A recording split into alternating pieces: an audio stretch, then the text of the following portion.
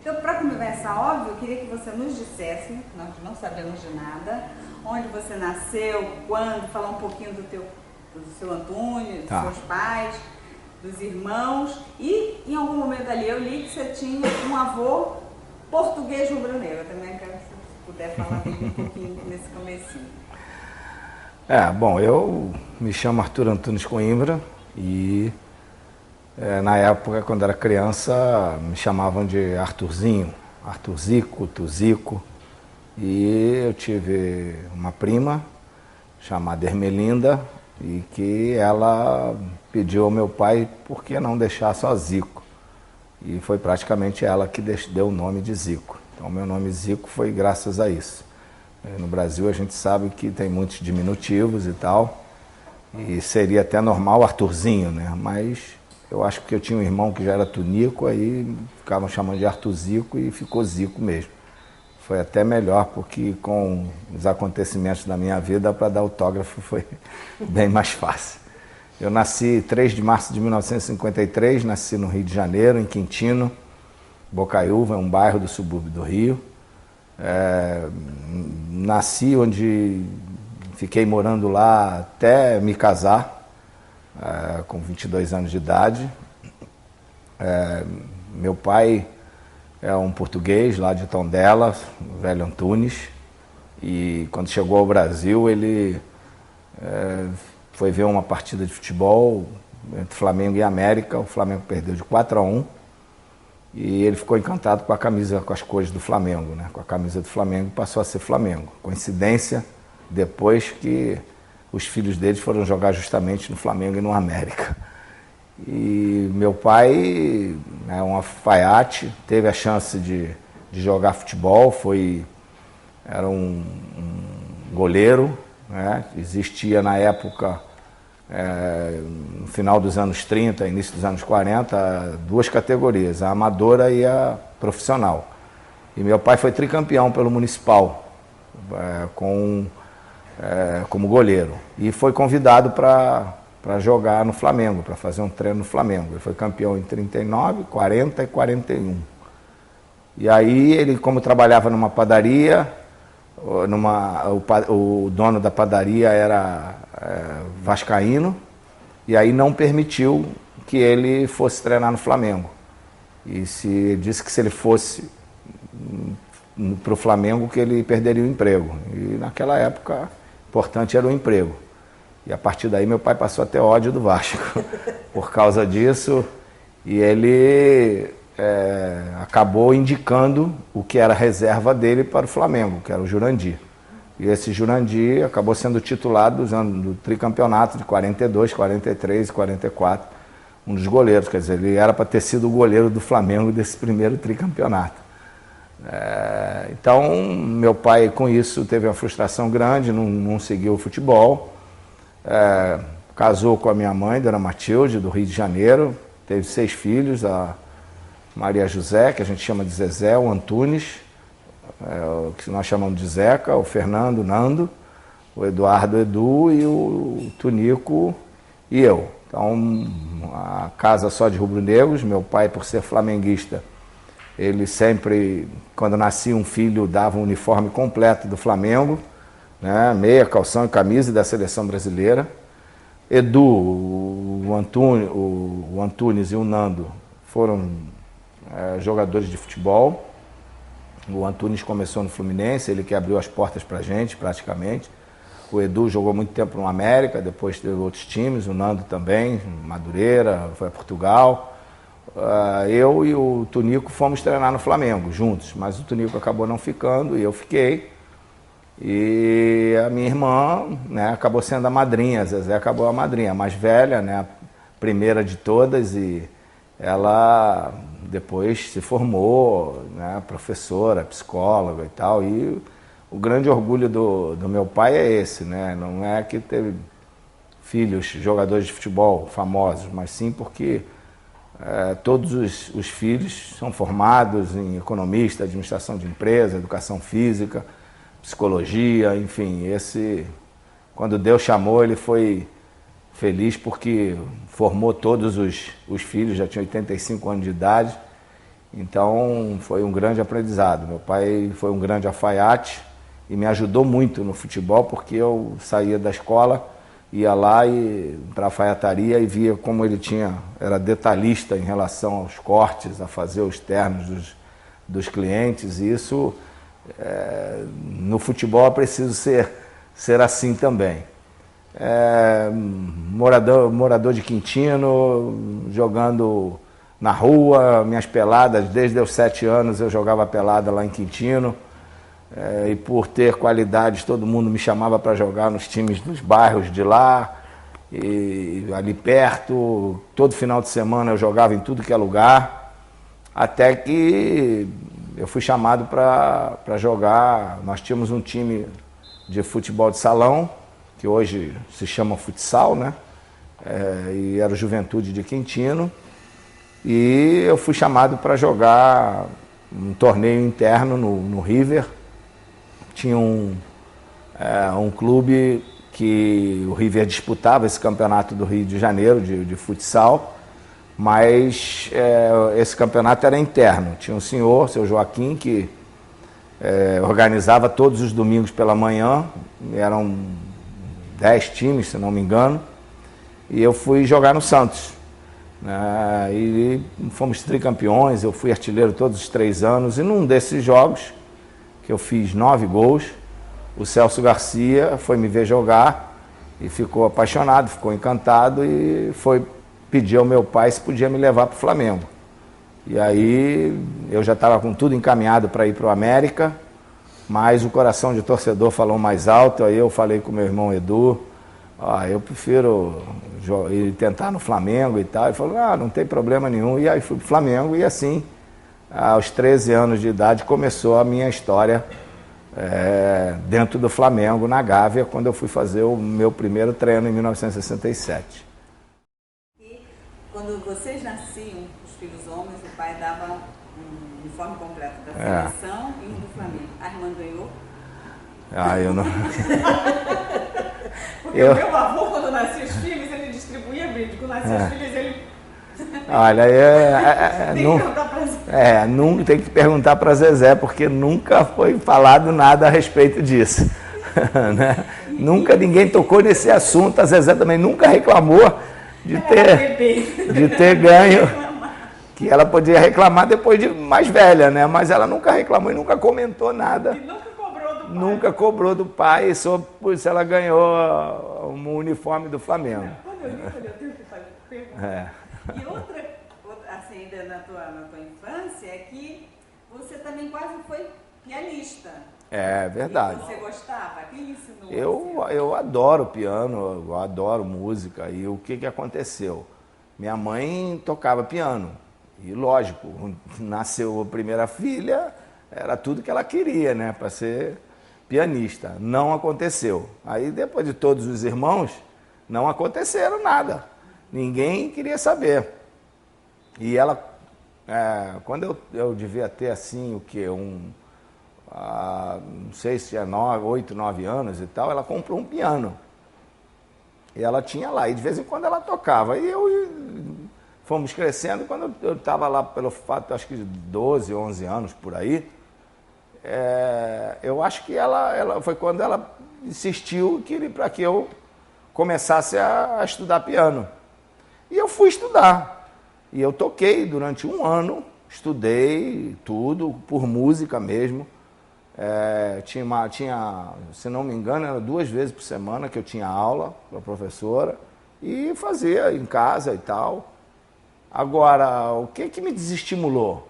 O que me desestimulou foi as músicas da época, que eu não conhecia. Por tocar por música, era aquelas sinfonias de não sei o que lá, disso e tal, e eu não sabia o que estava tocando, eu não conhecia nada. Tanto é que eu toquei uma vez na televisão, na TV Globo.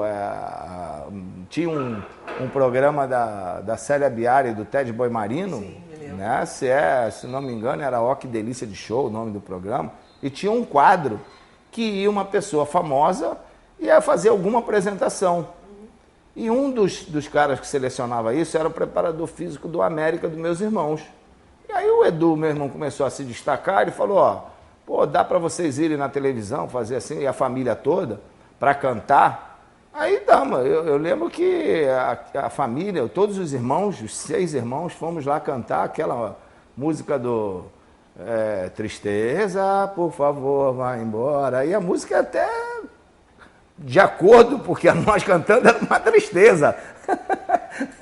Então, e aí ele falou, o mais novo toca piano e tal. E aí eu fui lá tocar, mas eu toquei eu lembro que era Marcha do Soldadinho de Chumbo, que eu não sabia o que era. Estava lá tocando, olhando a partitura e tal. Eu sabia tudo que era clave de Fá, clave de Sol, eu sabia isso tudo.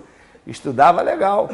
Mas aí depois de 1 ano e pouco eu comecei a não me empolgar com isso. E aí comecei a fugir da aula, dizer para a mamãe que eu ia para a aula de piano e ia jogar bola. Eu acho que fiz certo. Mas eu adoro piano. Tenho uma frustração grande de não poder ter seguido. Depois na Itália eu ainda peguei um órgão, ainda tentei estudar uns 4 meses e tal. Mas aí já estava... É necessário muito tempo. Para música, muito pesado. Você precisa de umas 4, 6 horas diárias para poder... Durante muitos anos. A Sandra, minha esposa, estudou durante 10 anos. E se formou, ela não toca. Ela enjoou. Por quê? Porque toda vez que chegava uma pessoa na casa do meu sogro, toca para eles, toca para ela. Ela foi cansando, não aguentou. Então, não passou a perder o prazer, né? Então, já que eu falei da Sandra, eu vou falar também da minha vida de casado, né? A Sandra foi minha primeira namorada. A gente dançou a valsa, eu dancei a valsa de 15 anos dela. Ela tinha 14 anos, eu tinha 17 quando a gente começou a namorar. E engatamos esse namoro, namoramos 5 anos. Ela é irmã da esposa do Edu, então 2 irmãos, 2 irmãs e 2 irmãos. E aí a gente casou em 75, dezembro de 75 a gente casou. Tivemos 3 filhos, né? O Arthur Júnior, o Bruno e o Tiago, né? E estamos aí já há 40 e vamos fazer 37 anos de casado, com mais 5 de namoro, 42 anos juntos. Temos agora já 5 netos, né? O Bruno tem 2, né? O Felipe de 5 anos e o Felipe de 4 anos e o Gabriel de 2 anos. O Júnior tem 1, que é o Arthur, que fez ontem 1 ano. Inclusive a festa foi até aqui. E o Tiago, que tem 2, tem o Antônio de 2 anos e nasceu agora, dia 6 de novembro, a minha primeira netinha, a Alice, que vai deixando todo mundo de babando, porque a primeira neta, né, e era tudo que a gente queria. E lógico que foi legal. Já teve um gol dedicado a ela pelo iraquiano na vitória. Já nasceu me dando sorte, né? Pé quente, a gente ganhando o primeiro jogo, e tá uma alegria enorme na família pelo nascimento da Alice. Eu queria fazer também uma pergunta, um pouco pensando nessa garotada de hoje em dia, que acha que tudo é muito simples, né? Acostumada a ver o jogo transmitido ao vivo, seja lá de lugar do mundo Como é que você acompanhava os jogos do Flamengo quando você era garoto, né? Olha, eu acompanhava os jogos do Flamengo somente quando ia no estádio, ou também pelo radinho, né? Mas, e assim mesmo, meu pai, que ficava com rádio, naquela época não tinha variedade, facilidade para se comprar, cada um ter seu rádio, cada um ter seu computador, seu telefone, nada disso. Tem um radinho. Meu pai tinha um rádio dele lá, aquele famoso das ondas curtas, porque ele, por ser português, ele era Sporting e ele sempre queria ver se pegava alguma rádio de Portugal para ele escutar os jogos também do Sporting. E a gente ficava escutando junto com ele, né? Mas meu pai comprou 2 cadeiras no Maracanã. Então eu, quando era pequeno, meus irmãos iam, eu ia sempre na carona. Então eu fui a muitos jogos do Flamengo lá nas cadeiras, mas fui também com amigos que me levavam no Maracanã e tal. Então televisão era muito raro. Às vezes tinham programas, por exemplo, tinha uns programas na antiga TV Continental, TV Tupi, que algumas vezes passavam algum jogo ao vivo, né? Dentro de um programa, por exemplo, de um Flávio Cavalcante, ou algum jogo assim, mas era uma coisa, só se fosse alguma decisão realmente no meio de semana. Do contrário, não tinha televisão, não. Então, você já nos falou o porquê do seu apelido ser Zico, mas eu também não sei porque que é Galinho de Quintino. Por que e quando surgiu? O meu apelido de Galinho de Quintino surgiu quando eu subi para os profissionais em 71. E lógico que quando você está subindo, escalado, você vai jogar onde botarem. Eu não jogava na minha posição. Fui jogar quase que de centroavante. E garoto, né, cabeludo, correndo muito e tal, lutando muito dentro do campo. E o Valdir Amaral, que era o locutor da Rádio Globo, né, por eu morar em Quintino, então lutar muito dentro do campo, ele deu esse apelido de Galinho Quintino. Então, lógico que a força do Flamengo com a força da Rádio Globo passou a ser Galinho de Quintino. E isso até hoje. Gente que eu nunca vi na vida passa, ô Galo, tudo bem, nego cheio de Galo, é aquela coisa, intimidade total. E foi legal, pegou mesmo, não teve jeito. Agora, você começando no Flamengo, você teve como técnico o Bria, você teve como técnico Carlinhos, Gilberto. Quer dizer, todos ex-jogadores, o Bria, inclusive, foi do primeiro tricampeonato. Foi esse que era para estar junto com meu pai. Esse daí eu me lembro. 42, 43, 44. É o Biguá, Bria, Jaime, Adilson, Zizinho, Tião, Peraço e Vevé. Né? Que esse pessoal passou de importante para você, assim, como jogador, né? Porque você está se formando, né? Nesse período. Eu acho que todos eles tiveram uma importância grande porque, primeiro, por ter jogado no Flamengo, conheciam o que representa o Flamengo, a história do Flamengo. Então é importante que passa. Foram pessoas de sucesso, pessoas que conseguiram conquistas.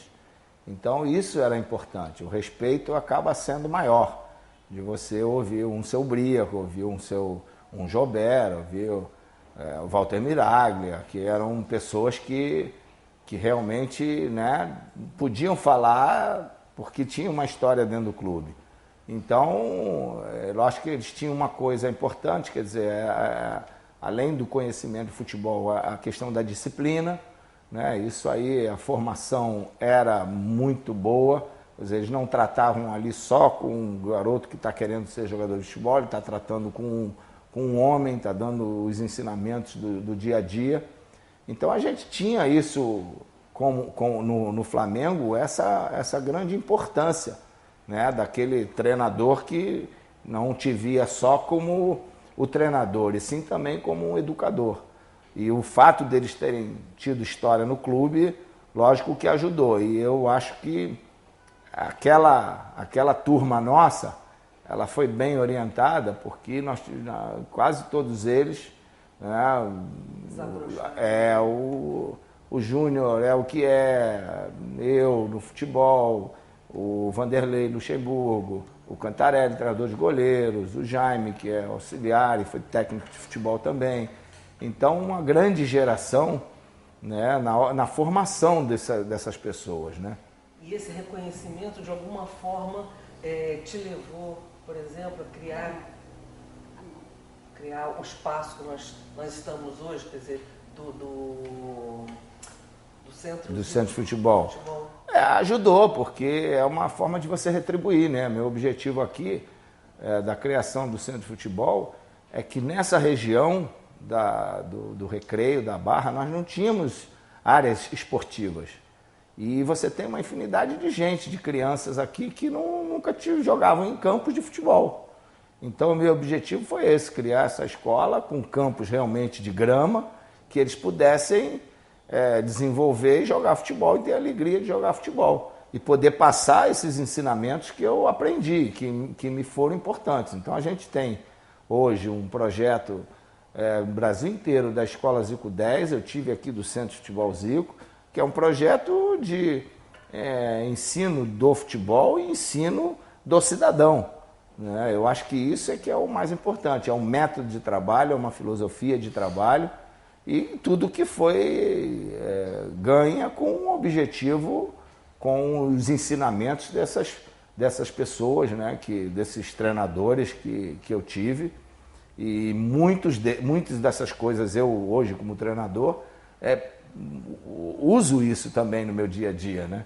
Então, treinamento, Joubert foi um treinador que me ajudou muito nos fundamentos, porque era muito exigente, muito repetitivo. Então, o fato de eu ter um bom percentual nos passes, é lógico em função da minha qualidade, mas em função de treinamento, de repetição. Por quê? Porque ele ficava comigo ali um bom tempo, dando passe, batendo falta, fazendo finalização. Então, isso eu levo comigo. Eu sei que é importante o desenvolvimento individual do jogador.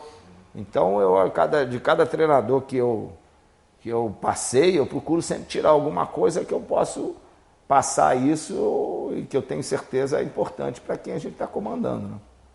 Então, você falou, né? Você chegou ao Flamengo, na verdade, com 13, 14, né? O Edu estava na América, e aí você começa, tem uma trajetória assim, de escolinha, né? A região. E em 69, houve a possibilidade de você ir para o Vasco? Houve porque nós tivemos um pequeno problema lá no Flamengo, porque devido a... Meu pai sempre foi muito exigente com estudos.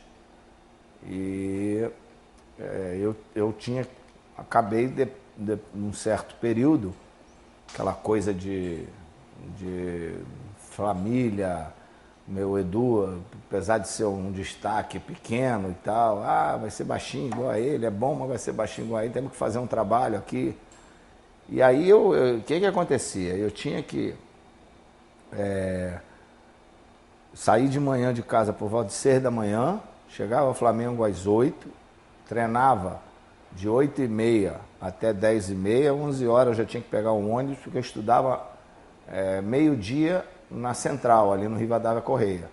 E naquela época não tinha túnel, né? Então tinha que dar a volta lá para Copacabana, aquela coisa, o ônibus. Aí eu estudava de meio-dia às 5, aí saía dali, voltava para o Leblon para fazer a academia, 2 horas lá, e depois voltava para Quintino de novo. Então, durante o dia, nesses dias que eu fazia musculação, era 3 vezes por semana, eu andava de ônibus umas 6 horas de trem. E o que acontecia? Quando eu estava de manhã para ir para a escola, o meu pai falou, o Flamengo tem que dar o almoço. E o Flamengo se negou a dar esse almoço. E aí o Célio de Souza, que saiu do Flamengo e foi para o Vasco, ele queria levar uns 4 jogadores, ele acabou levando só 2. Aí meu pai, alguém do Flamengo descobriu na época e não deixou e resolveu. E aí o Jorge Elal, né, resolveu isso, ele era dirigente do Flamengo, ele resolveu isso e nós achando que era o Flamengo, aí era ele que pagava essa ajuda de custo do bolso dele. Meu pai me entregou a ele e foi assim que eu permaneci no Flamengo. Então, simplesmente porque meu pai não abria mão, ele tem que estudar. E não queria nem a janta. O jantar porque eu ia para a academia, mas voltava, jantava em casa. Então não teria problema. Mas realmente eu às vezes ficava horas sem me alimentar por causa da grana, deslocamento e da grana, que o custo era muito alto, né? E aí você jogou pela primeira vez no Maracanã pelo Flamengo quando? Você lembra? Não, pela escolinha, Eu joguei pela primeira vez, foi para a escolinha. A escolinha, foi até um jogo de exibição contra o América, que, se eu não me engano, teve uma festividade do Flamengo a noite inteira e nós jogamos às 5 horas da tarde, não tinha ninguém, nem os familiares estavam lá ainda. Aí nós jogamos, foi até um joguinho de 20 minutos, 2 tempos de 20 minutos e tal, foi a primeira vez que eu joguei pela escolinha do Flamengo no Maracanã. Agora, em 69, quer dizer, quando você está começando, né, na escolinha, foi exatamente esse ano que você acabou de falar, havia a possibilidade do Edu ser convocado para a seleção, que na realidade acabou não acontecendo. Isso te marcou de alguma maneira? Quer dizer, você tirou algum tipo de aprendizado dessa situação? Foi sempre um grande aprendizado e eu acho que os problemas e as alegrias que aconteceram com meus irmãos foram muito importantes. Isso já tinha acontecido com meu irmão Antunes uma vez. Meu irmão Antunes, quando ele estava no Fluminense, ele estava muito bem nos 63, ele era o artilheiro do Fluminense, do aspirante, cotado para subir, para jogar, no profissional, e veio a Olimpíada de 64, que foi no Japão, em Tóquio. E o que aconteceu? O Fluminense, a direção do Fluminense foi na minha casa obrigar meu pai a assinar um contrato. Na época tinha aqueles contratos de gaveta, um compromisso. O meu pai disse que não ia assinar, e botou o dirigente Fluminense para correr de lá. E aí ele disse que se ele não assinasse o contrato, que ele não ia para a seleção. E acabou não indo para a seleção olímpica, não foi. Isso já foi em 64. Aí depois, em 69, o Edu era o grande nome. Ele foi eleito pela Associação de Cronistas Esportivos o melhor jogador do Brasil. Que seria qualquer enquete que se faça hoje, qualquer premiação, aquela na época era mais importante. E lembro que eu era uma moleque e fomos assistir o último jogo do Campeonato Brasileiro, que foi lá no General Severiano contra São Paulo. Foi 4-0, o Edu fez 3 gols e ele se tornou o artilheiro da competição. E todo mundo dava como certa a convocação dele. Mas eu não sei se peso, né, todo respeito ao América, mas eu acho que se ele tivesse num Flamengo, num Corinthians, num dos times grandes do futebol brasileiro, eu tenho certeza que ele teria uma pressão para ele ser convocado. Então foi uma decepção grande para a família, mais uma vez. E eu acho que isso vai nos dando maturidade para não deixar, quer dizer, quando a coisa começou a funcionar para mim de maneira positiva, eu também, sempre com os pés no chão, não me preocupando, sabendo que isso podia dar uma volta de uma hora para outra. Então é lógico que foi um grande, os dois, meus irmãos, eu aprendi muito com os problemas maiores que eles tiveram, né? Em 71 também, quer dizer, aí uma frustração, né? Você, juvenil, né? Se integra aí um dos destaques da seleção pré-olímpica e não vai ao Munique, né? Foi a única vez que eu pensei em parar de jogar futebol por causa disso. Pelo simples fato, não de não ser convocado, não tem problema de não ser convocado. E foi a partir daquele período que qualquer seleção, mesmo eu já famoso, eu escutava a relação para não me decepcionar. Por quê? Porque nós tínhamos ganho o pré-olímpico em 71 na Colômbia, no final do ano. Eu já estava jogando no profissional quando o Solis tinha me lançado. Fiz o gol da classificação contra a Argentina, que nós ganhamos de 1-0. Ali deu a classificação para o Brasil para Munique. Fiz uma grande competição. Joguei bem, quer dizer, o treinador me colocou com toda a confiança, tanto o Antuninho como o Parreira, que passou a ser o treinador dentro da competição. Quando veio 72, o Zagallo entrou no Flamengo. Então, quando o Zagallo entrou no Flamengo, ele imediatamente, na formação da temporada inicial, ele me chamou e disse: olha, você foi lançado prematuramente, eu acho que você é muito novo ainda e não pretendo contar com você para o profissional. Agora, se você quiser continuar aqui no plantel, eu falei, pode continuar treinando. Eu falei, tá bom, não tem problema. Eu continuo aqui.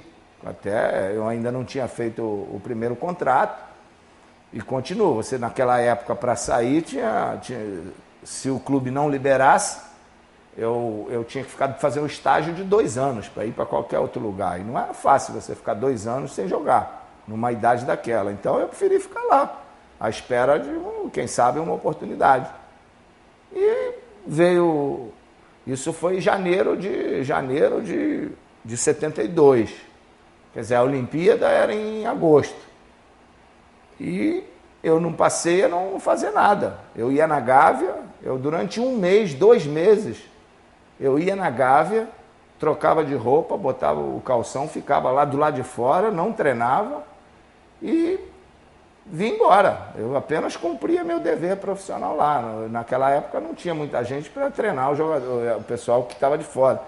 Não emprestavam um jogador, né? Então, a gente praticamente não fazia nada, não tinha ninguém para cuidar. Nisso, o Antoninho, que era o técnico da seleção, foi na Gávea e foi falar comigo, olha, eu acredito até que foi gente do Flamengo que foi pedir para ele ir lá.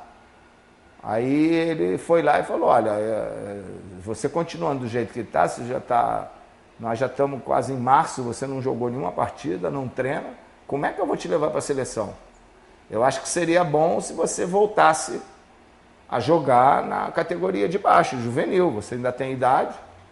Eu falei, tá bom, não tendo nenhum prejuízo, eu vou continuar ganhando minha ajuda de custo que eu tenho, não tinha contrato. Aí o Flamengo, não, tá bom, continua a mesma coisa. Eu falei, então tá bom, eu jogo. Aí desci pro juvenil, mas continuei treinando, jogando, tal, aí fomos campeões, eu fui o artilheiro. Então, para mim estava tranquilo, né? Terminou o campeonato em junho, se não me engano. Para mim estava tranquilo que eu ia ser convocado. Quando teve a convocação, eu nem prestei atenção, eu nem escutei nada, não quis nem saber. Fui direto para a Gávea fazer o treinamento e tal. E quando eu cheguei na Gávea, todo mundo olhando para mim assim, pô, e tal, que sacanagem fizeram contigo lá e tal. Eu falei, o que foi? Ah, pô, não sabe? Eu falei assim, não sei o que foi que aconteceu. Ah, você não foi convocado, não te chamaram para a seleção olímpica. Aí eu falei, não fui convocado, não. Aí, tá bom. Tirei a roupa, virei as costas e fui embora para casa. Eu falei, eu não jogo mais futebol. Fui embora. E cheguei em casa, falei com meu pai, é isso que você quer? Eu falei, pai, eu não quero passar o que meus irmãos passaram, não. Eu acho que isso daí é uma grande covardia, né? Não posso estar com pessoas que a gente não vai acreditar mais, né? Que vem falar e não... Então, eu acho que o futebol é uma mentira e tal. E fui. Aí o Edu e o Antunes é que me convenceram. Ó, você tem um compromisso com o Flamengo não tem culpa de nada. Quem tem culpa é esse pessoal lá da seleção. Eu acho que você tem que ainda dar uma resposta ao Flamengo e tal, essas coisas passam. Eu fiquei basicamente uns 15 dias sem ir no Flamengo, pronto, disposto a não jogar mais bola mesmo. Então foi se não talvez nessa hora, se eu não tivesse meus 2 irmãos que passaram pelos mesmos problemas, talvez eu seguisse para ser pianista, né? Eu acho, né? Havia aí alguma coisa do destino querendo te tentar. Mas aí o Zagallo fica até 73, né? Se você só não, eu mesmo em 72, depois que eu voltei ao Flamengo, que eu comecei a treinar, que eu estava jogando, eu fui, neste campeonato mesmo de 72, o próprio Zagallo, em alguns jogos, ele me puxou para ficar na reserva. Tanto é que no campeonato de 72, Carioca, eu cheguei a jogar, acho que 4 ou 8 jogos. Porque eu entrava, até os dirigentes do Flamengo ficaram chateados que teve um jogo importante que ele me tirou e era um jogo decisivo. E aí, mesmo assim, o Flamengo ganhou. Então, eu Aí dali em diante, eu estava sendo utilizado. Eu treinava com juvenil, mas às vezes era requisitado para ficar na reserva do profissional. Em 73, aí que eu fui de vez. Mesmo tendo idade, eu fui de vez para o profissional. Aí eu queria só arrematar um pouquinho. Você começou a falar que fazia a escolinha e começava a fazer musculação também. O trabalho que a Comissão Técnica do Flamengo desenvolveu com você, inclusive preparador físico Franca Lassi, né? É um trabalho que na época não era muito comum dos clubes investirem nos jogadores. Né? O que hoje o Barcelona, quer dizer, hoje, maneira de dizer, mas o que o Barcelona fez com o Messi, né? É uma coisa que, né, na época não era comum. Isso daí te valeu durante algum tempo uma crítica de ser craque de laboratório. Mas isso foi o seguinte, é bom que deixe claro, o Flamengo não tem culpa de nada. Todo esse processo que foi feito comigo não foi feito pelo Flamengo. Né? As pessoas que trabalhavam no Flamengo, elas particularmente resolveram fazer esse investimento. Então, por exemplo, eu tinha o médico que era o médico do juvenil, que era o José de Paula Chaves Filho. O pai dele era um médico conceituado, José de Paula Chaves. Foi uma coisa, ele faleceu, uma coisa que foi muito falada. Ele parece que fez um experimento de uma injeção de algum medicamento e tal, e acabou falecendo por isso. Ele é que fez todo o estudo do meu desenvolvimento, se eu podia desenvolver como base, a parte muscular, essa coisa toda. Então, foi feito, planejado. Eu teve um dia que eu fui, o Dr. Célio Coteca, que era do profissional, ele trabalhava ali naquele Hospital Barata Ribeiro, na Mangueira, e teve um dia que eu passei a manhã inteira tirando radiografias de todas as articulações do meu corpo humano, tudo. Foram mais de 50 radiografias. Eu passei a manhã toda tirando radiografia. E ficou constatado que eu poderia desenvolver. Eles poderiam fazer esse tratamento. Então, o tratamento consistia de injeções, de musculação, de desenvolvimento. Então, a musculação, onde é que foi feita? Franca Lassi trabalhava numa academia no Leblon, Academia Coelho. Então, o professor Paulo Ribeiro cedeu a academia para que eu treinasse ali. Os medicamentos, o Zé de Paula Chaves conseguia. Aí faltava a superalimentação. Superalimentação, aí minha mãe, poxa, tem que comer, se alimentar 5 vezes por dia. Como é que eu vou fazer isso? E vai ficar pesado. Tinha que fazer uma série de coisas. Então o Elal ajudou nessa questão financeira. Então foi assim que foi o processo. E aí, depois que eu comecei, que eu estourei no juvenil, aí veio o profissional e tal, quando chegou que eu despontei no profissional, o Márcio Guedes fez uma reportagem no jornal Estado de São Paulo e que foi prêmio, ganhou um prêmio, um prêmio de jornalismo com aquela matéria. E a matéria dizia justamente o craque de laboratório. E foi em função disso que ficou um pouco dessa marca. Né? Então, agora, craque de laboratório, se eu não jogasse bola, não ia adiantar nada me fazer isso aí. O dom exatamente. Não adianta você tentar fazer uma coisa com quem não tem dom para jogar futebol ou fazer outra atividade. Quer dizer, o que aconteceu foi tudo isso em função, principalmente do caso do meu irmão, que aí entra de novo a questão do irmão. Quer dizer, assim como eu tenho o irmão, o Tunico, que tem 1,90 m, o Antunes, que era forte, tinha o Edu, mas o Edu foi o que teve mais destaque. Ah, não, vai jogar igual o Edu, mas vai ser pequeno e tal, aquela coisa, sabe, esses preconceitos que existem dentro do futebol. Hoje ninguém dizia nada, né? Porque os maiores jogadores do mundo é o Messi, é o Maradona, entendeu? Tudo baixinho, o Pelé tem 1,70 m, então não tem nada disso. Então eu acho que essa coisa pesou bastante nesse trabalho. Agora, como foi um trabalho de desenvolvimento muscular, do meu biotipo, isso, e eu não fazia na época muitos trabalhos, não tinha muitos trabalhos de alongamento, isso daí acabou me prejudicando muito na minha carreira. Ao final da minha carreira foi complicado, porque eu hiperatrofiei e com isso eu passei a ter muitos problemas musculares, de panturrilha, de posterior da coxa, musculatura anterior. Então eu tive muitos problemas, muitas distensões, muitos estiramentos em função desse trabalho no final da carreira, exigido, musculatura cansada. Então isso também depois acabou sendo problemático. Mas se eu tivesse que repetir, fazer tudo de novo, eu faria com o maior prazer, porque eu sei que foi feito um estudo minucioso e um estudo coerente com aquilo que poderia me ajudar no futuro. Então, agora eu queria assim, um pouquinho, pode ser a tarde toda, não tem problema, mas que você nos falasse um pouquinho, quer dizer, dessa coisa de você fazer parte, de você ter integrado aquele time campeão do mundo em 81, né, do Flamengo, campeão do mundo, mas nós estamos em 1978, e aí em algum momento você falou que foi aí que começou tudo, em 1978. Queria que você relatasse esse primeiro momento. O Flamengo, né, uma geração de 72, 73, que foi bicampeã juvenil, foi a geração, né, minha, do Júnior, do Rondinelli, do Vanderlei, do Geraldo, né, do Jaime, Cantarelli. E lógico que essa geração acabou logo sendo campeão carioca em 74.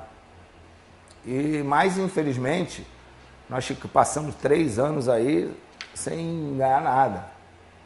E isso até gerou uma certa desconfiança natural. De, poxa, vamos apostar nesses jovens e tal. Mas o Flamengo também, em termos de administração, houve uma mudança grande, né, na diretoria, diferença de mentalidade e tal, né, um grupo novo que deu uma outra cara, outra filosofia ao Flamengo. E investiram, trouxeram alguns jogadores experientes, mas investiram na base. Então, com a nossa geração, depois incorporou a do Adílio, do Tita, veio o Andrade, aí depois veio Leandro, Moser, Figueiredo e tal. E eu acho que isso deu uma... foram, né, unidas 3 gerações de muita qualidade, muito talento, né? O Tita e Nunes, que também... Nunes foi formado até com a gente, no mesmo grupo. Ele depois saiu e foi lá para o Nordeste. Então eu acho que aquele campeonato de 78, né, que depois desse toda aquela desconfiança daqueles anos, né, meio turbulentos, quando a gente foi campeão carioca, a gente realmente mostrou ali, não, essa geração pode... né, dar muitos frutos para o Flamengo. E ali, aquele primeiro título, dali a gente começou a ganhar tudo, né?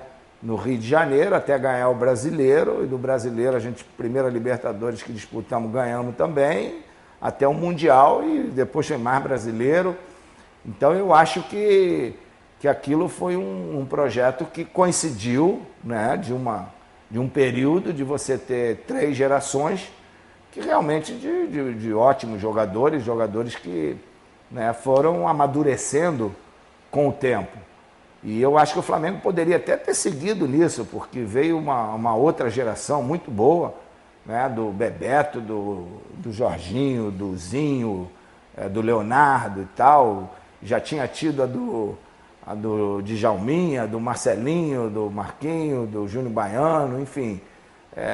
Paulo Nunes. Então eu acho que o Flamengo, sabe, tinha tudo para dar sequência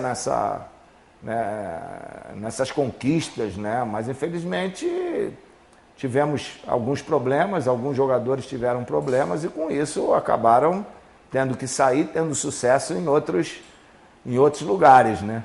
Eu acho que quem nos substituiu, né, que foi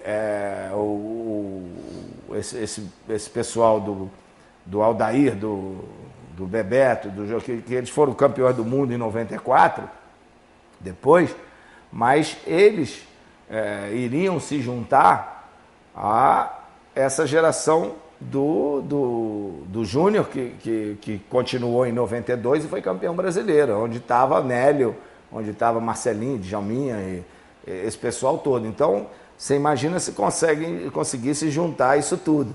Então, eu acho que, infelizmente, o Flamengo desperdiçou uma terceira geração boa, que foram todos ter sucesso individualmente em outros clubes, né? Pois é, mas em algum momento na sua biografia, não sei se foi no livro do SAF, você diz que até hoje o gol de Rondinelli, é isso que eu quero que você um pouco narre pra gente, já te deixa arrepiado. Quando eu vejo, ainda me veio arrepio em função da circunstância toda, né, do jogo e da forma como aconteceu, né? Primeiro que eu não era de bater escanteio. Muita gente, na hora, você tá louco, vai para dentro da área e tal. Os caras queriam que você ficasse dentro da área. E estava acabando o jogo. Aquele jogo ali, se a gente ganha, era o campeão. Se a gente empata, o Vasco era campeão, a gente ia ter que jogar mais 2 jogos com o Vasco. Não seria decisão. Então, quando veio, eu estava caindo pelo aquele lado direito. Quando a bola veio, que eu estava pelo aquele lado, imediatamente o Marco Antônio viu que era eu, botou a bola para fora e a bola caiu na mão do lado do Tchê, que era o que fazia os nossos churrascos, né? Acabou depois fazendo, ele era muito amigo do Ramírez, e aí ele mandou, tá acabando, bate aí e tal. E aí eu fui lá, peguei a bola e olhei o Rondinelli, vi, era a única forma de... Rondinelli, que era o cara bom cabeceador, então a bola foi certinha na cabeça dele, ele fez o gol e ali, aquele título, quer dizer, eu quando vejo me arrepio, porque realmente me traz ainda a emoção daquele gol, né, daquela conquista. Então foi realmente ali que, a meu ver, começou a afirmação mesmo de toda uma geração, né? Então aí começou a escalada que você já colocou, né, quer dizer, do tri estadual, dos torneios, né, de Palma de Maiorca, de Ramon Carranza. A gente, daquele período ali de 78 a 83, a gente ganhou mais títulos do que o Flamengo havia ganho em toda a sua história. Então isso que marca muito, né? E os títulos mais importantes, né? Quer dizer, o Flamengo nunca tinha ganho brasileiro, nunca ganhou um título na Libertadores, no Mundial. Então é lógico que foi outro tricampeonato que o Flamengo ganhou e ganhamos um campeonato invicto, um bicampeonato invicto. Então eu acho que isso tudo marcou demais, né? Entrando na Libertadores, a final da Libertadores ainda, né? Daqui a pouco a gente passa para a seleção. Tem a questão, né, já da final contra o Cobreloa, né, que foram 3 partidas, a questão daquela violência, já começa uma grande violência aí que você começa, quer dizer, você sempre foi muito perseguido, né, em termos de violência, em função do teu estilo. A Libertadores ela era uma competição muito complicada, porque naquele período tinha televisão, mas não tinha, né, não se dava muitas imagens que se tem hoje, né, não se podia fazer tipo de cobertura que se faz hoje. Então a gente teve um caminho complicado já na primeira fase, que foi pegar o melhor time da competição, que era o Atlético Mineiro, que eu acho que quem passasse ali seria o campeão. Era a base da seleção, era Flamengo e Atlético Mineiro. Então a gente, sabe, foram jogos maravilhosos e aí a gente ainda pegou uma das chaves mais difíceis, que era do Paraguai, os clubes do Paraguai, que tinha sido o Olímpia, tinha acabado de ser também o representante, ele foi vice-campeão, mas acabou sendo o representante da América do Sul para jogar contra o europeu, porque o argentino que tinha ganho o europeu não aceitava jogar com eles. Então, já foi complicado desde o início e a gente passou naquela fase, né? Depois pegamos o time da Colômbia e da Bolívia. O da Bolívia a gente praticamente jogou dentro de um exército, né? Parecia que a gente só tinha verdinho em volta do campo, o estádio todo, o general do exército, o presidente da Bolívia está lá, é a Bolívia que está em campo, não é o time. E a gente foi superando, na Colômbia a mesma coisa, quando veio o Cobreloa, que tinha eliminado os argentinos e uruguaios, e com isso veio, era um time que muito violento, um time realmente que difícil de ser batido, principalmente que jogava lá na altitude, e eu acho que a gente criou uma fórmula de só tem uma maneira da gente ganhar, é jogando bola, senão a gente não consegue. E quando passaram o jogo lá para o estádio Santiago, era melhor que ter sido em Calama, porque parecia que a gente estava dentro de um presídio. Os policiais todos cercaram tudo, o ônibus, pedrada de tudo que é jeito, então foi complicado. Eu acho que se a gente não tivesse sangue frio depois do jogo contra eles lá no Chile, a gente poderia ter tido problemas no Uruguai. Mas a gente se reuniu, vamos jogar futebol, vamos fazer o que a gente sabe, e ganhamos jogando bola. Então eu acho que foi uma conquista dificílima, dramática, né, e que a gente tem que valorizar bastante, porque a gente passou por muito sufoco para poder ganhar aquele título. Tinha essa questão que eram de duas ditaduras, na verdade, né? No Chile, a ditadura militar. Né? Duas não, né? Era Chile, Finalzinho, não. era Chile, foi Chile, Bolívia, Paraguai, era tudo a ditadura. Eu acho que era só na Colômbia que era mais tranquilo aquele período. Né? Pois é. Mas era aquela coisa, né? Os times iam representando. O Flamengo não representava o Brasil.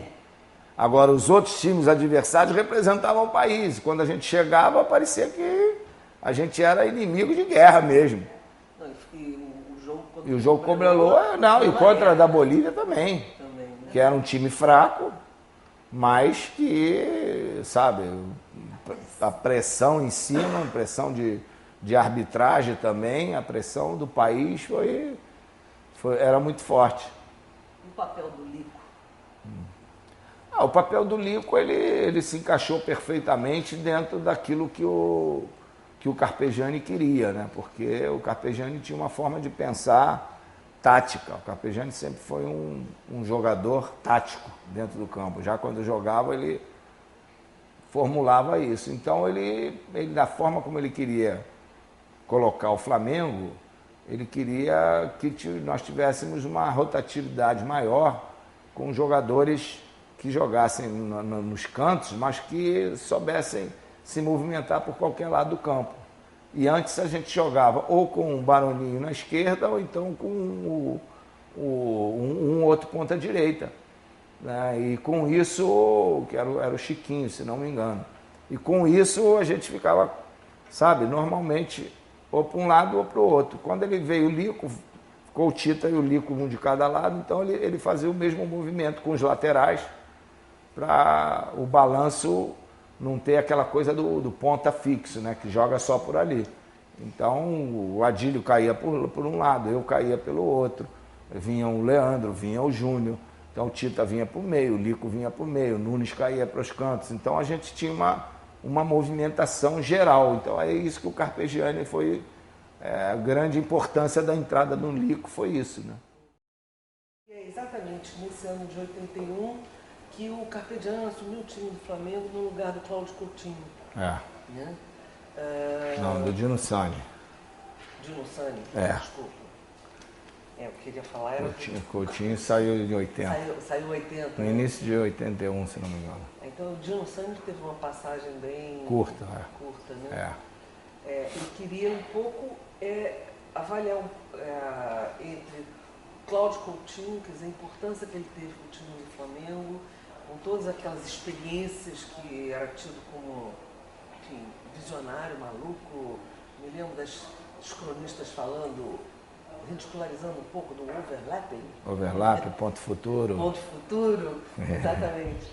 E de repente você pega o Carpegiani e ressalta exatamente o espírito tático dele.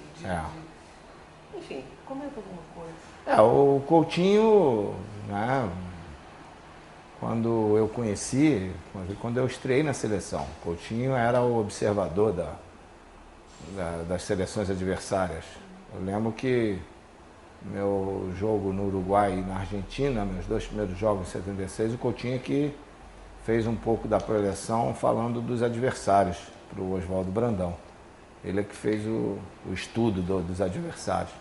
Então, quando ele foi para o Flamengo de técnico, é lógico que ele estava, no início, estava um pouquinho apaixonado por aquela coisa de seleção da Holanda, de 74 e tal, carrossel. Então, ele se empolgou com aquele negócio de queria que o jogador brasileiro fizesse aquilo. Eu acho que até, em certo momento, acabou tirando um pouco da liberdade dos jogadores, né? Tamanha era a empolgação dele. Ele achava que o jogador brasileiro com talento podia fazer taticamente aquilo que os holandeses faziam.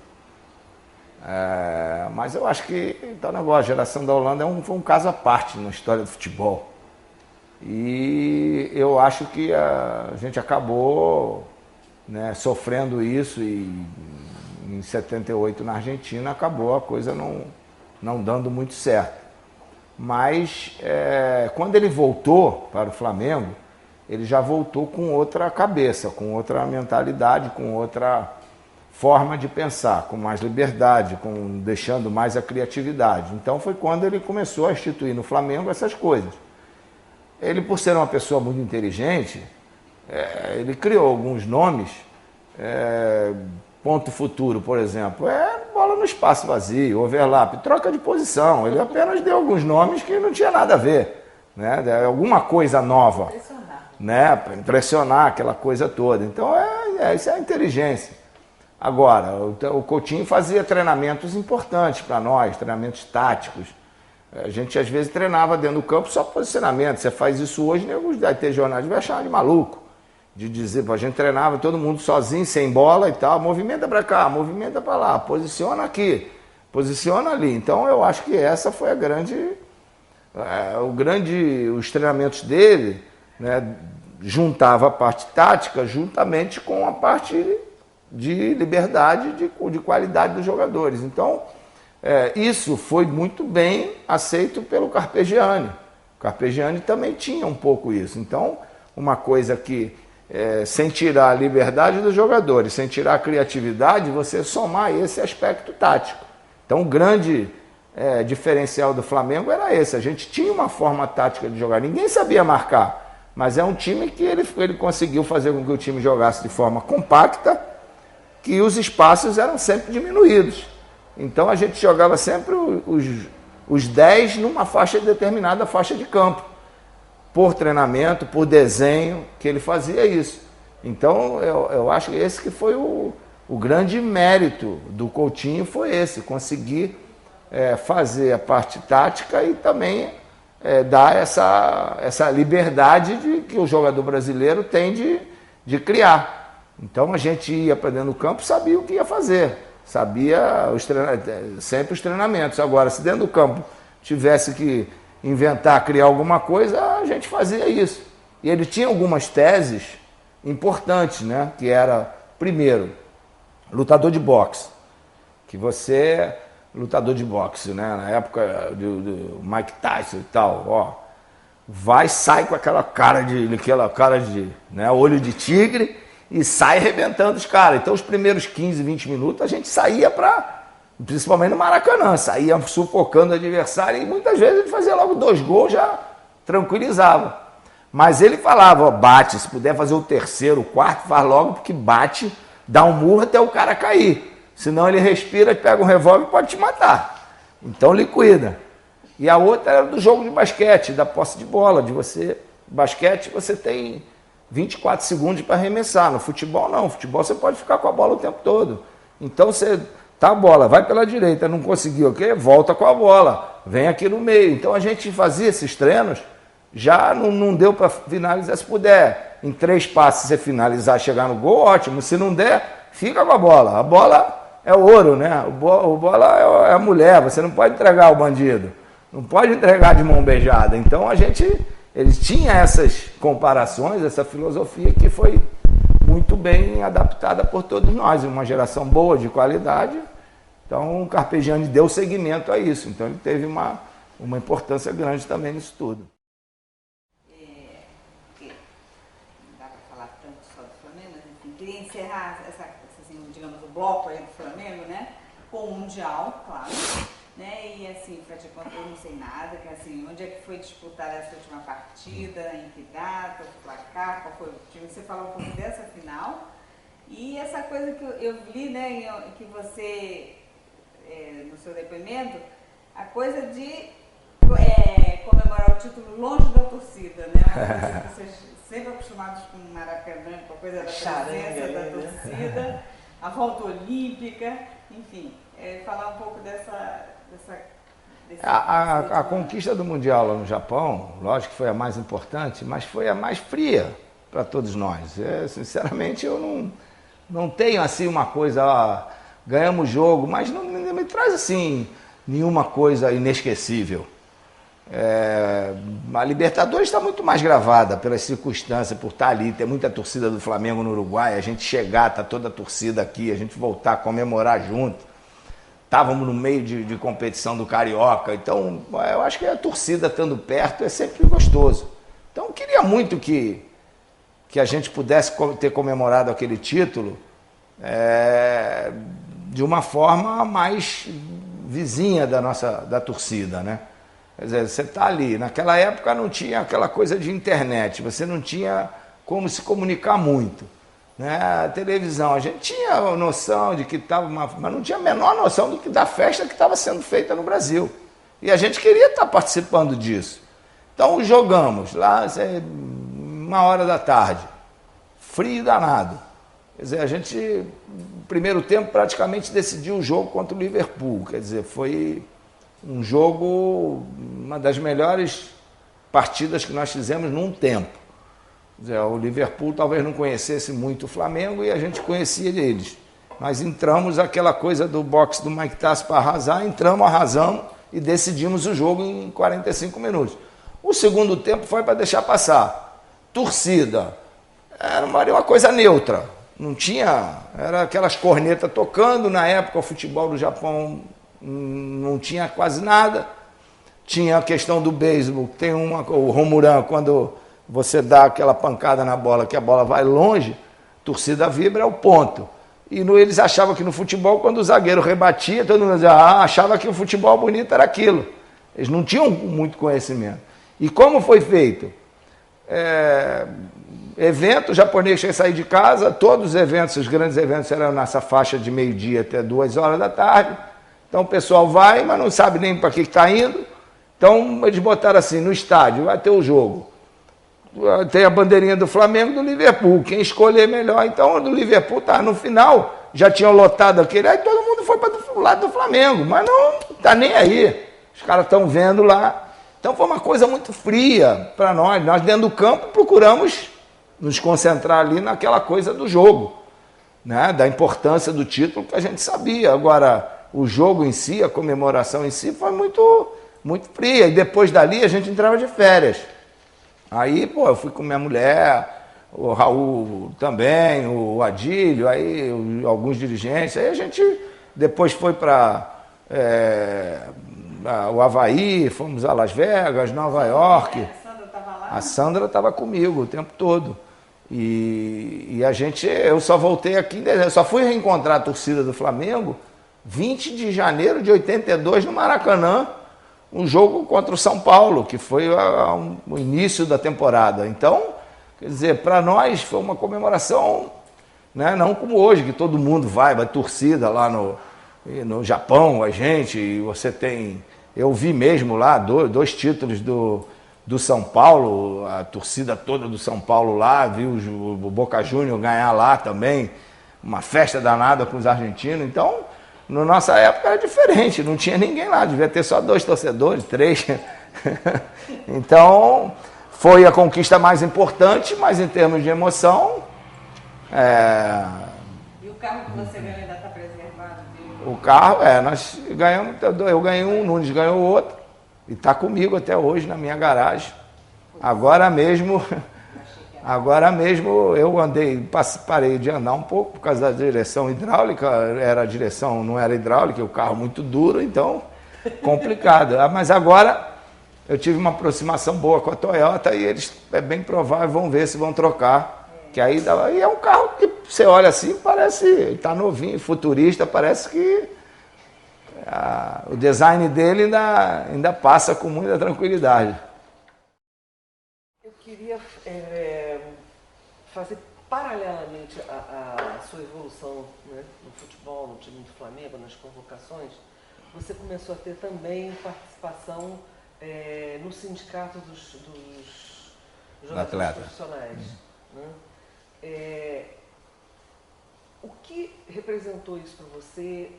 O que era você, naquela época, que ainda era a época de ditadura, você batalhar desde uma categoria, enfim?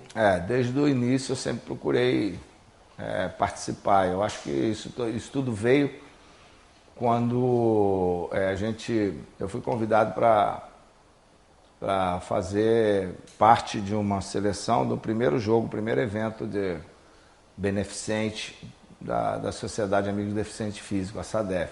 Um jogo de final de ano no Municipal de Futebol de Salão. Então, primeira coisa assim, primeira atividade à parte, o futebol em relação a ajudar alguma coisa. Né? Eu era garoto ainda, e ainda não estava nem no profissional quando joguei essa partida. E depois, quando eu já fui para a seleção, a gente participou de um movimento da regulamentação da profissão do jogador de futebol. Isso já foi em 78, se não me engano, antes da Copa do Mundo. Os jogadores, todos da seleção, nós fomos até o ministro do Trabalho e tal, e o reconhecimento da profissão foi feito. Eu lembro que a minha carteira foi a carteira de número 18, de carteira de trabalho. Então, a profissão do atleta de futebol regulamentada. E mais tarde, né, a gente vendo tantos problemas da categoria, eu aceitei ser o segundo vice, né, quem era o presidente era o Zé Mário, que era meu compadre, né, meu padrinho de casamento, e a gente jogou junto muito tempo e tal. O segundo era o Leão. Só que eles tiveram um problema no Vasco, o Zé Mário saiu, o Leão também saiu, e aí eu assumi a presidência. Então assumi realmente para fazer alguma coisa. E conseguimos, na época, fazer uma partida entre cariocas e paulistas, que a gente conseguiu comprar a sede própria, né, 2 salas próprias para o sindicato se instalar, e também defender causas de atletas. Então foi um período que realmente, né, eu fiquei enganjado, e depois passei com isso. A gente participava das ações da AGAP, participava da FUGAP, são órgãos que sempre ajudaram o atleta, o ex-atleta. Então, lógico que o tempo era escasso pela exigência da profissão e por estar jogando Flamengo e seleção, mas dentro da possibilidade eu sempre estou aí no intuito de ajudar, porque eu sei o quanto é difícil, né, você vencer nessa profissão. Então encaminhando aí, já que a Regina colocou essa questão, vamos ficar nessa linha um pouquinho, né, fora assim, do futebol de campo. No governo Collor, só para a gente fechar um pouco esse bloco dessa sua atuação, né, mais política no sentido de lutar pela classe, né? Você se torna secretário de esporte, né, do governo Collor, em 1991, e nesse momento, né, você propõe, você vai falar isso tudo, eu não sei de nada. O fim do passe, e vem a lei Zico e a transformação dos clubes, que você coloca, né, que você não quer ser político para concorrer a mandatos. Isso tem uma declaração. Eu em nenhum momento aceitei o cargo de secretário para objetivar saltos maiores. Eu acho que até o Collor queria isso, ele queria que eu me candidatasse ao Rio de Janeiro em algum cargo, né? Deputado, prefeito, senador, alguma coisa assim. Só que eu falei para ele, meu negócio não é esse. Tinha um secretário dele lá que ajudou na campanha que vivia, ele mudava às vezes o papelzinho de sentar no jantar para ficar do meu lado, para ficar buzinando no meu ouvido. Pô, você tem que se candidatar, você tem que ser prefeito do Rio, tem que ser... eu vou te ajudar na campanha e tal. Eu falei, não, meu negócio não é esse, eu vim aqui para ser secretário de esporte. Meu objetivo é ajudar ao esporte no Brasil. Então eu venho só com esse intuito, não venho com o intuito de concorrer a nenhum cargo. E assim foi. Então, o meu objetivo, o que foi? Hoje, o que era a lei no Brasil, era uma lei ultrapassada, né? De 40 e pouco já. Então, o que a gente procurou fazer? Procurou ver aonde tinham coisas modernas e que a gente pudesse se adaptar. Fomos aos Estados Unidos, a Portugal, a Espanha, para olhar o que estava sendo feito. O que tinha mudado na lei do esporte.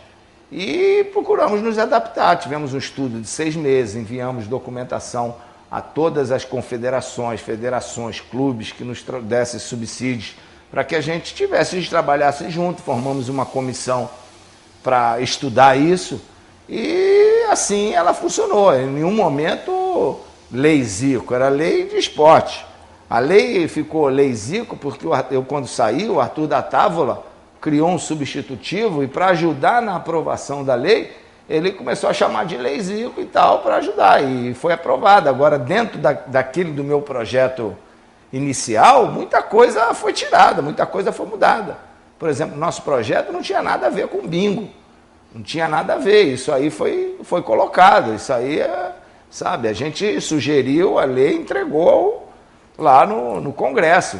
Agora, eles lá é que decidem a melhor forma e o que a gente queria mudar era realmente mudar a forma de eleição nas confederações, realmente modificação da lei do passe, tinha uma série de coisas, né, que aos poucos foram sendo conquistas importantes, né, a criação de ligas, a criação de campeonatos, para não ficar coisa presa. Nosso objetivo era o quê? Confederação, CBF, cuida da seleção brasileira. Você podia ter uma liga que cuidasse dos clubes, entendeu? Então eu acho que o nosso objetivo foi esse. Só que todas essas mudanças mexiam muito com certos cartéis já existentes.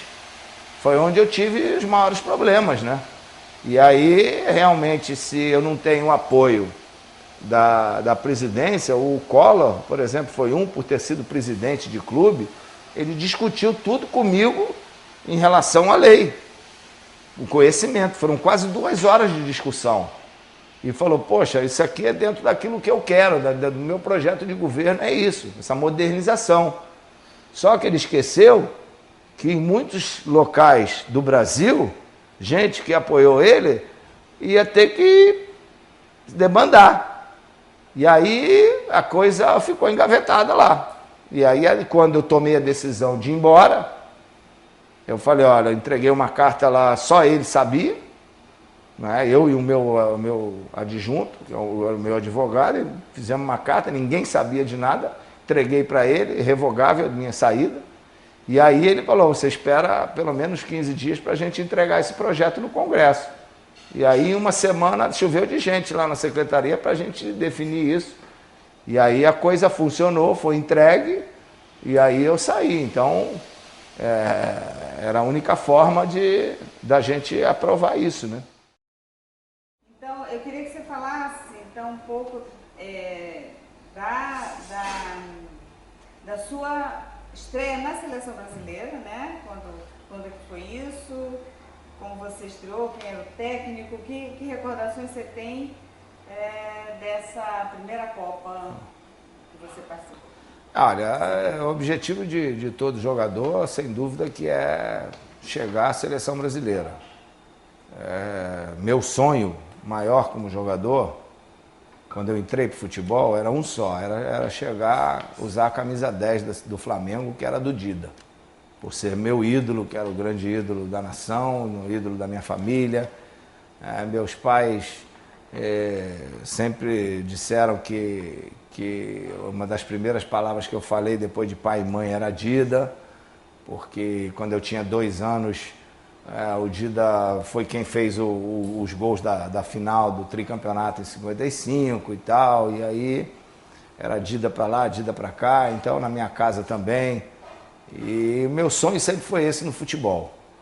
Agora, é lógico que quando você vai galgando certos degraus, você quer chegar à seleção. Você vê que você tem capacidade, qualidade, desenvolve bem, chegar à seleção. E eu não vou ser diferente, eu queria chegar à seleção. Mas meu período de seleção não foi favorável. As coisas que aconteceram que realmente não me ajudaram dentro da seleção. Eu estreiei até muito bem. A gente, em 76, que foi meu primeiro jogo contra o Uruguai, a gente ganhou de 2-1, eu fiz o gol da vitória. Estava 1-1, a gente estava jogando com 9 jogadores, o Nelinho, que tinha feito o primeiro gol, o Rivelino tinha sido expulso, e teve uma falta no final do jogo, e eu fiz o gol de falta, o treinador era o Oswaldo Brandão, e ganhamos de 2-1 do Uruguai. Aí, 3 dias depois, fomos jogar na Argentina. A mesma coisa se sucedeu. 1-1 o jogo, outra falta, e eu fiz o segundo gol de falta de novo, ganhamos de 2-1. Então, aquela expectativa de estrear na seleção e tal, isso foi bom. Aí veio a Copa, veio a mudança danada, né? Vieram as eliminatórias, o primeiro jogo já o Brandão saiu, veio o Coutinho, aquela mudança toda, muita turbulência, nós classificamos. Teve um jogo, quando eu estava bem na seleção, ganhamos da Colômbia, eu fui expulso, aí fiquei sem jogar 3 jogos, fui suspenso por 3 jogos. E 2 desses era contra o Paraguai, na fase preliminar das eliminatórias, e tinha 2 últimos, que o Brasil foi primeiro. A gente jogava contra o Peru e depois contra a Bolívia. Aí contra o Peru eu não joguei, os jogos foram na Colômbia, em Cali, aí foi 1-0. Aí depois eu voltei ao time contra a Bolívia, nós ganhamos de 8-0, eu fiz 4 gols e nós fomos e classificamos para a Copa. Então fui para a Copa, né, muita confiança, muita expectativa em relação a mim, a minha presença, a minha participação. Só que veio o primeiro jogo, até comecei bem, dando alguns passes bons, mas o time não foi bem. A gente empatou o jogo com a Suécia de 1-1, campo horroroso, o campo parecia um charco, parecia um pasto. A gente começava a correr, a grama saía, era um negócio assim horroroso. E aí, na última bola do jogo, tem um córner, o Nelinho bateu, eu fiz o gol de cabeça, seria o gol da vitória. Aí o juiz terminou o jogo com a bola dentro do gol. E disse que terminou com a bola no ar. Quer dizer, em 2 segundos ele conseguiu apitar e terminar o jogo. Quer dizer, num córner, numa batida de córner. Então ali já começou o meu o prenúncio de que as coisas não iam funcionar bem. Aí dali veio o segundo jogo, o Brasil não jogou bem contra a Espanha, eu já fui substituído. Aí não joguei, entrei mais alguns jogos contra Argentina e Peru. E veio o último jogo contra a Polônia, entrei de titular. Com 1 minuto de jogo eu rebentei o adutor, saí machucado. Então a Copa foi realmente desastrosa para mim. Lógico, muitas críticas em relação à minha participação, e corretas, lógico, porque eu não tinha rendido aquilo que esperavam, mas segui em frente, né? Me recuperei e tal, aí veio o Flamengo com aquelas conquistas todas, veio 82, aquele timaço da seleção brasileira, e a gente vinha fazendo uma grande Copa do Mundo, até que acabamos eliminados pela Itália, mas eu acredito que não tenha decepcionado pela forma como eu me apresentei todos os 5 jogos da seleção. Eu acho que se aquele time tivesse vencido aquele jogo, tivesse conquistado o título, seria um time inesquecível dos últimos anos. Entendeu? É um time que, mesmo não ganhando, entrou no hall daquelas seleções que ninguém esquece, como é a Holanda de 74, como é a Hungria de 54, né, como é o Brasil de 50. Então eu acho que aquele time mostrou realmente um futebol maravilhoso. E aí veio eu continuei, fui para a Itália e tal, tinha já esquecido um pouco de seleção, porque naquele período a dificuldade era grande dos jogadores que estavam na Europa vir para a seleção. Tanto é que eu fiquei algum tempo sem participar, porque os custos eram muito grandes, a CBF não tinha receita e os clubes de lá da Europa queriam que a CBF pagasse os salários dos jogadores e a CBF não concordava, então não vinha ninguém para cá. E eu acabei vindo depois, em 85, quando houve a mudança do Evaristo para o Tele repatriou todo mundo, e aí a gente disputou as eliminatórias. Foi assim, chegamos uma semana antes dos jogos, aí classificamos o Brasil e fomos para 86. Só que nesse período eu voltei ao Brasil e tinha tido problema no joelho, né? E aí ficou aquela luta, aquele drama, opera, não opera, não opera, opera. Eu queria operar, fomos para a Copa. Eu já tinha tido aqui alguns jogos, fiz um jogo maravilhoso contra a Iugoslávia e 3 dias depois fui jogar de novo contra o Chile e arrebentei o joelho. Aí fui para São Paulo, eu pedi ao médico, pedi ao chefe da delegação, ao presidente, para ser cortado, que eu tinha um problema, precisava operar, o médico sabia que eu precisava operar. E o que aconteceu? Eu fui para a Copa, ficamos lá no México, aí aquela batalha, fazendo treinamentos especiais e tal.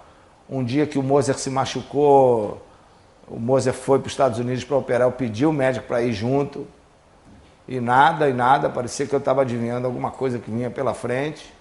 Aí entrei na lista, veio o primeiro jogo, eu fiquei de fora, veio o segundo que eu ia jogar de início, na véspera do jogo eu senti um problema no joelho, aí recuperei, fui para a reserva para o terceiro jogo e tal, contra a Irlanda, entrei, contra a Polônia a mesma coisa, entrei, e contra a França também. Então, quer dizer, os problemas vinham acontecendo, eu sabia disso, e aí teve o lance do pênalti, né, que assim que eu entrei, acabei perdendo, e lógico que o Brasil acabou sendo eliminado depois na disputa de pênalti, e fica sempre aquela marca, né? As pessoas que não têm o que falar vão falar, não, perdeu o pênalti, amarelou, e não é jogador de seleção, essas coisas todas. Então a gente, né, carrega essa marca em função das coisas que aconteceram na seleção. O fato da gente não ter sido uma geração boa de futebol, reconhecida por todo mundo, mas que infelizmente não conquistou uma Copa. Mas que eu acredito que as derrotas nossas tenham sido importantes para o futuro da seleção, das coisas que poderiam ser feitas. Então a gente paga um preço muito alto por isso, né? Mas é a vida, eu não tenho que reclamar de nada, o futebol me proporcionou tanta coisa boa. Se na seleção não era para ser, não deu certo as conquistas, se não deu certo, não deu certo em algumas coisas que aconteceram, então eu acho que são coisas que a gente entrega a Deus e vai em frente. O importante é a gente ter a cabeça erguida, dormir, botar a cabeça no travesseiro, saber que dormiu, que trabalhou, que fez o melhor. Me sacrifiquei muito para tentar estar em condições de jogar aquela Copa. Tem testemunhas, pessoas que acordavam comigo às 7 da manhã para ficar fazendo musculação o tempo todo. Sofreram junto comigo, mas que não foi possível. Paciência, isso faz parte da vida, então não tenho do que reclamar, não. Gostaria muito de ter tido sucesso e ter tido uma conquista com a seleção, mas não foi possível, paciência. E como é que era ainda em relação a 82, como é que era o clima entre a comissão técnica e os dirigentes? Parece que não havia muita harmonia. Até que em 82 a harmonia existiu. Existiu, nós tínhamos o Julite e o Medrado, que tinham um bom relacionamento, e com a comissão técnica também, com o Telê, com o Gilberto Tinha. Eu acho que o clima era de harmonia. Eu acho que nós pagamos um preço de erros individuais. Você, em jogos mata-mata, jogos que podem definir uma classificação, você não pode se dar o direito de errar. Quer dizer, o Brasil que tinha ganho 4 partidas naquela até ali, a primeira que perdeu foi eliminado. A Itália, que tinha empatado 3, classificou por diferença de gol, ganhou uma partida, ela ganhou da gente e nós é que fomos eliminados. Então eu acho que a Copa do Mundo é isso, é diferente de um campeonato. Eu acho que se fosse um campeonato, dificilmente aquele time perdia. Um dia vai dar errado, mas durante a competição toda não. E a Copa do Mundo é assim, Copa do Mundo, um dia vai mal, esse dia pode ser fatal, e foi o que aconteceu com a gente. Não quer dizer com isso que a Itália não merecesse. A Itália jogou melhor, jogou nos nossos erros e venceu com toda a justiça. Não, eu só vou falar só de Flamengo, que eu não falei de 87. Né? Então, a gente fecha. A gente, depois de toda aquela fase maravilhosa de Flamengo, nós ainda, né, as últimas gotas foram colocadas no Campeonato Brasileiro de 87, né? Porque eu acho que foi um time, um dos melhores que o Flamengo fez, também, depois daquele de 81. Né? Era praticamente uma seleção brasileira, talvez daquele time nosso, só o Ailton não tenha ido na seleção, o resto todo mundo. E tivemos 5 campeões mundiais em 94 daquele time. E eu acho que foi o campeonato dos mais difíceis, porque ninguém acreditava, todo mundo achava que a gente era já veterano e tal, e que o time estava mais para master do que para time de futebol. E a gente foi superando todas as barreiras, batendo todo mundo e ganhamos aquele título, que foi um título muito significativo para mim. Primeiro que tinha uma cobrança dentro da minha casa do Thiago, que queria ver o pai campeão. E não conseguia, não tinha visto ainda. Estava com 4 anos, né? E já tinha aquela coisa de Flamengo, né? Dos filhos e tal, e já estava começando a entender. E queria ver o papai ser campeão. Quero ver o papai ser campeão, essa coisa toda.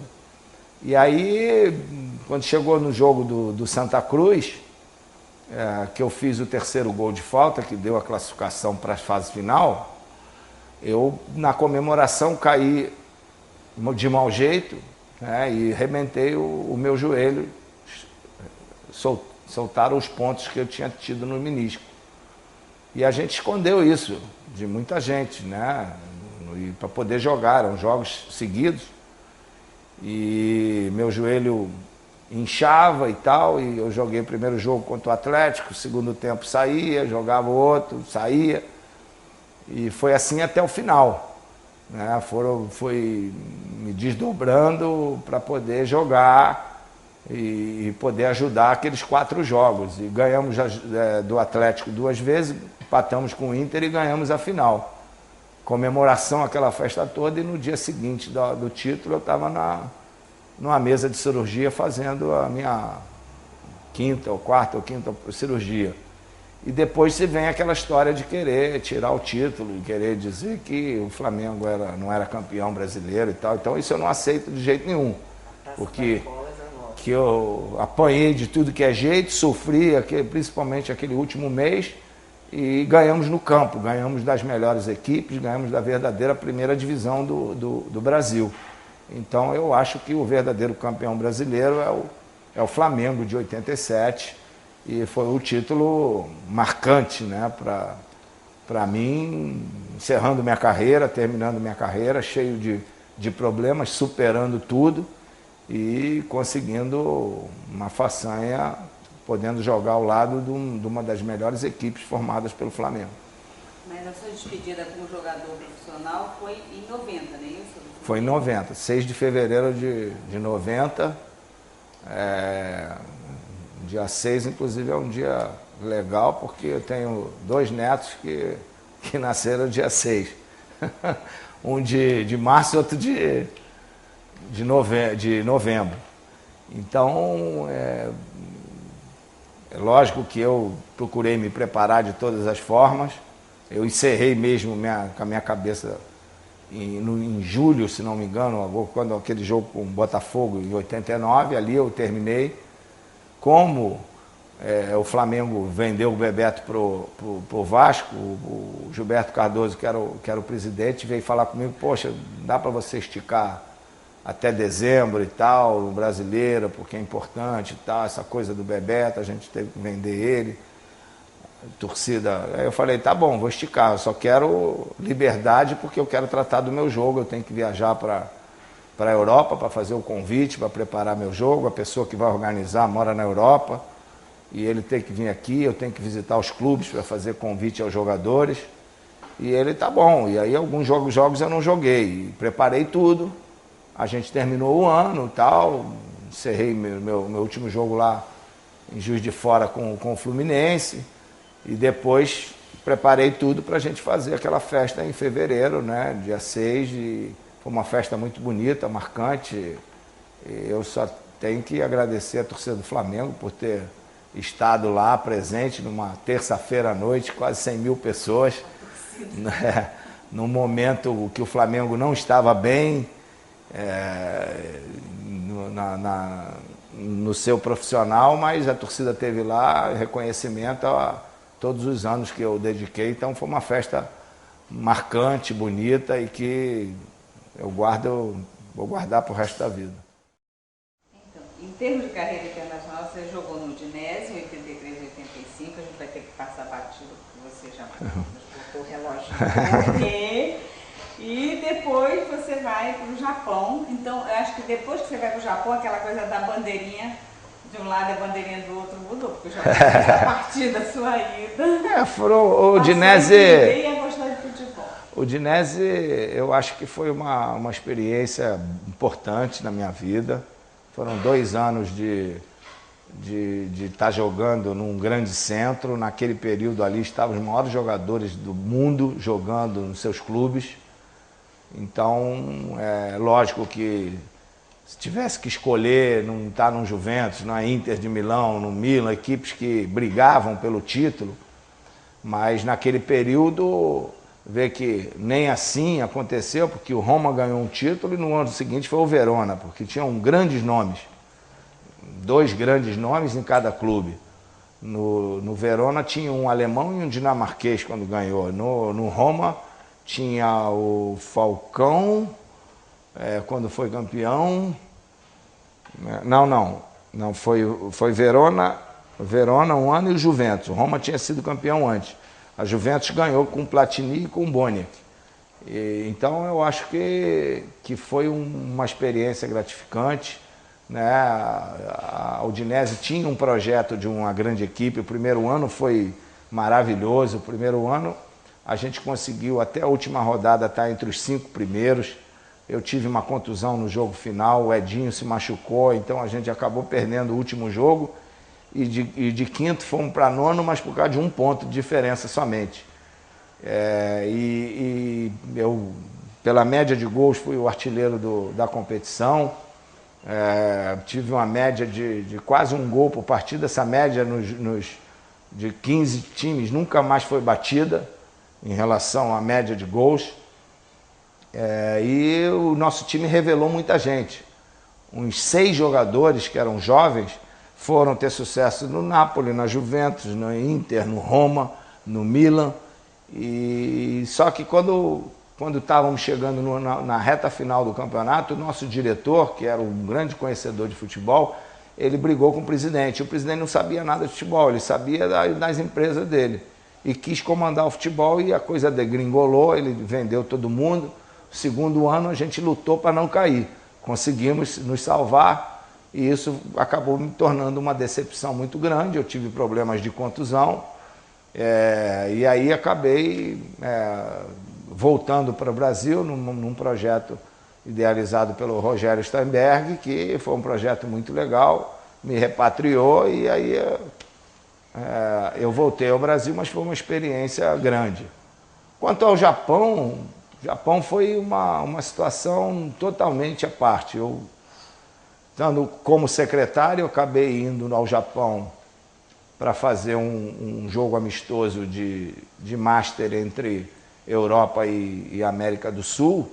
E como eu tinha recém terminado de jogar, ainda estava em forma, acabei tendo muito destaque lá, de sendo o melhor do jogo e tal. E os japoneses que estavam com a ideia da profissionalização, um japa lá cismou, não, você tem que vir aqui e vai jogar, porque você dá para jogar. E veio ao Brasil, me convenceu, eu tive estava saindo da secretaria também, e só que estava quase 1 ano e meio sem jogar futebol, e expliquei para eles, eu faço o contrato, mas durante 3 meses eu vou me preparar. Se por acaso eu não voltar, tinha mais preocupação com o joelho, se eu não conseguir voltar, eu fico aqui os 3 anos, se vocês quiserem, fico como técnico, fico como administrador, roupeiro, o que vocês quiserem. Mas jogar não, me dá esses 3 meses.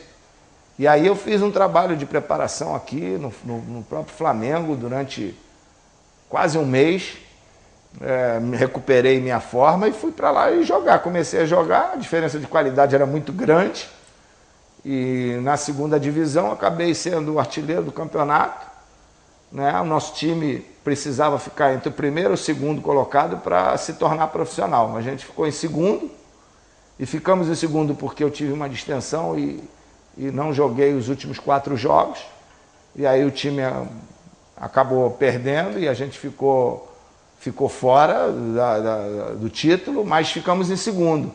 E aí o time foi para a divisão, para a liga profissional, porque lá não basta você tem uns requisitos para ir para a liga profissional. Mesmo você sendo campeão, se você não atingir esses requisitos, você não sobe. E naquela época, mesmo que a Sumitomo atingisse todos os requisitos, tinha que ficar na 2ª e 1º ou 2º. Se ficasse 3º, não ia. Tanto é que o que ficou em 1º acabou não querendo ser profissional. Não foi para a liga profissional e nós fomos.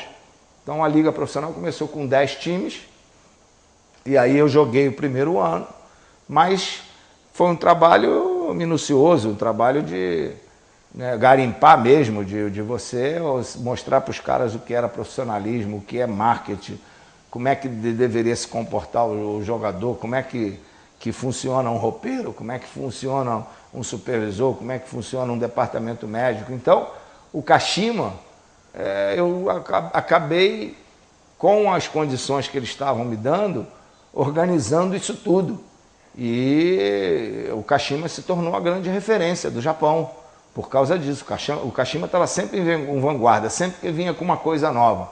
Então, eu acho que esse foi o grande mérito lá, né? Quer dizer, você não basta só ter dinheiro, é você também acreditar, é você também colocar coisas que poderiam ser bem aceitas pelo futebol de lá e eles acreditarem em mim também. Então, tenho certeza, se eu disser que essa mesa aqui é azul, eles vão tentar olhar uma forma que tem algum azul ali, porra, o cara tá falando que tem azul, tem a confiança, é cinza, mas eu acho que tem um pouquinho, entendeu?